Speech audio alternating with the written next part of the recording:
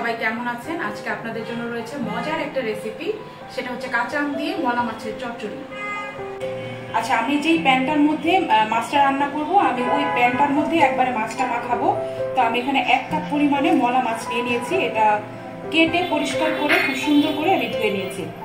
এখন একে একে আমি এটার মধ্যে সব জিনিসগুলা দিব। আমি এখানে 1 কাপ পরিমাণে আলু কুচি নিয়েছি,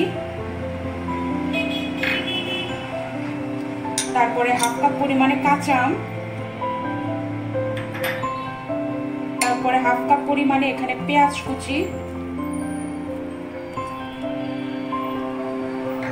তারপরে দিব 4টা কাঁচামরিচ ফালি। আমি এখানে 1/2 চা চামচের মতো হলুদ গুঁড়া দিয়ে দিলাম। আমি এখানে 1 চা চামচের মতো লাল মরিচ গুঁড়া দিয়ে দিলাম, আর 1/2 চা চামচের মতো ধনিয়া গুঁড়া দিয়ে দিলাম, আর স্বাদ মতো লবণ দিয়ে আমি এখানে সরিষার তেল দিয়ে এটা রান্না করব। এই জন্য আমি এখানে সরিষার তেল দিয়ে দিব 3 থেকে 4 টেবিল চামচের মতো।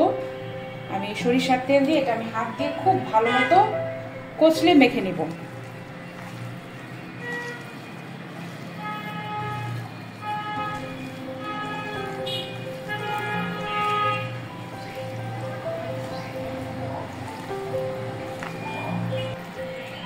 আমি খুব ভালো মতো মাছটাকে মেখে নিয়েছি, সব ইনগ্রেডিয়েন্টস একসাথে।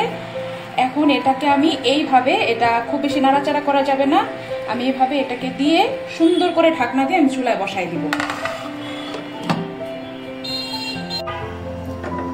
আমি এখন এটাকে চুলায় বসিয়ে দিলাম, আর এটাকে সেদ্ধ হওয়ার জন্য আমি একবারে জাস্ট অল্প একটু সাইড দিয়ে 1/2 কাপের মতো পানি দিয়ে একবার আমি ঢেকে দিব। এটা আর কোনো নাড়াচাড়া হবে না, এটা এভাবে কুক হবে লো মিডিয়াম আঁচে 10 থেকে 15 মিনিটের জন্য।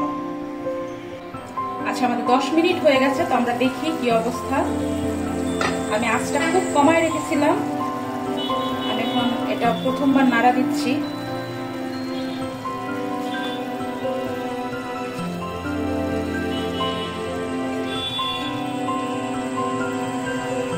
খুব সহজ এবং খুবই ঝটপট একটা রেসিপি।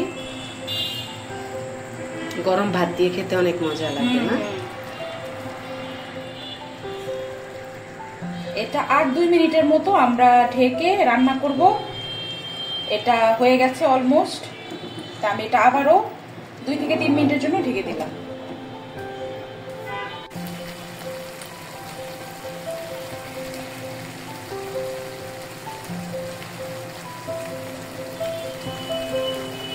আমাদের চচ্চড়িটা মনে হয় হয়ে গেছে। তো আমাদের এটা কমপ্লিট, একদম পারফেক্টলি ডান। এটা আমি এখন এটা নামায় ফেলবো।